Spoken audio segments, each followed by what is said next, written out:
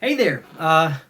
It's December 3rd, 2020. I'm Superphiz. I do a state of the stake video kind of every day. I actually plan to take a break today, but something interesting just happened. There were 10 validators on the Beacon Chain network that were just slashed and exited. It was over the course of about 30 minutes, and the slashing has stopped.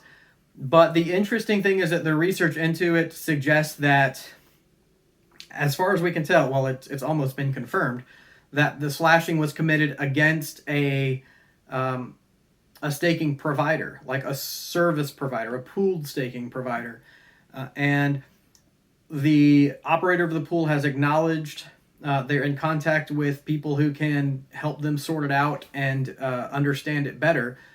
But the important thing here to realize is it is not a good idea to put your hands in the fund and put your funds in the hands of a pooled staking provider this early in the network. And I know that people are clamoring to do this. I've seen lots of ads for the service that was slashed today, and I choose not to say their names. Number one, because they haven't made a public statement, and that's something that they should be allowed to do first. And number two, because I would rather promote anyone and say good things about companies that I know rather than give negative attention for making poor choices. But the reason I'm creating this video is because I've said for a long time, and I really stand firmly by my advice not to participate in staking pools or staking as a service or exchange-based staking yet. Now, we do have some things in the pipeline that are going to make this better. The most important thing are some changes, some potential changes to the protocol that will happen at the first Beacon Chain hard fork in 5 months. I don't want to go too deeply into this yet because I only understand it at a basic level, but kind of what we're looking for is the opportunity for pooled providers to operate in a truly trustless way.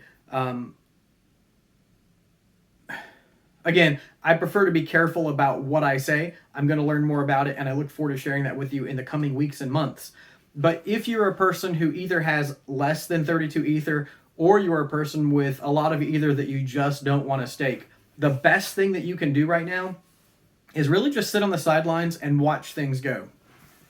The gains that you stand to accumulate over the next few months are insignificant compared to the risk that you take by having your Ether locked up for 2 years and slashed and stuck in the network.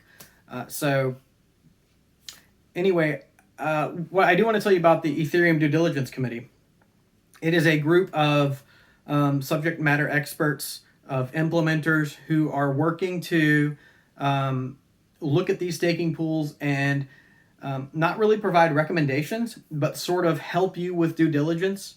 It will always be your own responsibility to do due diligence. And so part of that due diligence is hearing me say, I don't think it's a good idea to participate in pooled staking or exchange-based staking right now.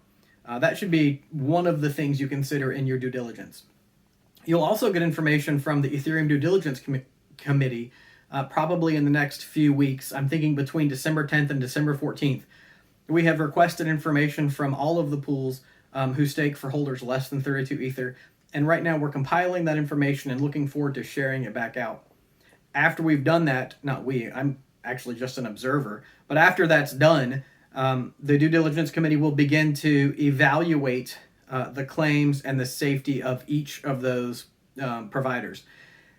Even when they're done, they're only helping you with due diligence. It is still your responsibility to conduct your own due diligence and make choices that are based on your own knowledge and experience. Because in the end, the risk is yours. What the Ethereum Due Diligence Committee wants to do is help you mitigate that risk by sharing impartial information that can help you make the best choices. So anyway, to wrap up, there was a slashing today. 10 validators were taken offline on the slashing.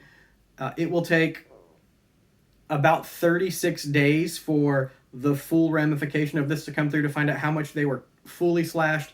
So I can't predict that right now. But because there were 10 at one time, it will be more than the minimum penalty. I encourage you to resist the urge to YOLO into any of the pooled staking platforms. I know that their marketing and advertising will try to convince you that they're safe and secure.